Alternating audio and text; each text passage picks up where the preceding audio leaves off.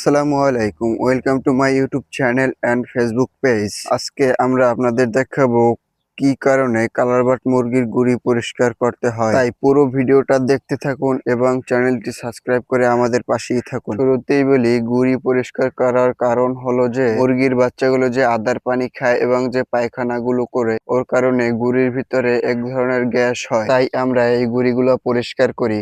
যদি পরিষ্কার না করি তাহলে মুরগির মারাত্মক ধরনের ক্ষতি হয়। গুঁড়িগুলো পরিষ্কার করে আবার আমরা নূতন কাঠের গুঁড়ি বিছাইয়া দেই। এই যে খামারটা দেখতে পাচ্ছেন, এটা আমাদের কালার বাট মুরগির খামার। কালার বাট মুরগির খামারে অনেকদিন পর পর গুঁড়ি বিছাইয়া দিলেই হয়।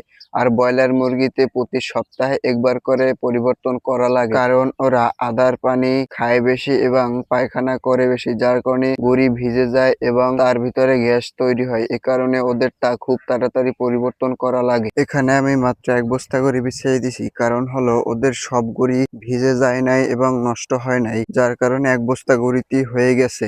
ওরা যেখানে আদার খায় এবং পানি খায়, ওই জায়গাগুলোর নিচে গুঁড়িগুলো ভিজে যায় এবং গ্যাস তৈরি হয়। তাই শুধু ওই জায়গাগুলোর গুঁড়ি পরিষ্কার করে দিছি। আর হ্যাঁ, পরিষ্কার করা গুঁড়িগুলো আমরা রোদে শুকিয়ে তারপর রান্না বান্নার কাজে ব্যবহার করি। যারা এখন আমাদের ফেসবুক পেজ এবং ইউটিউব চ্যানেলটি সাবস্ক্রাইব করেন নাই, অতি দ্রুত আমাদের ফেসবুক পেজ এবং চ্যানেলটি সাবস্ক্রাইব করে আমাদের পাশেই থাকুন।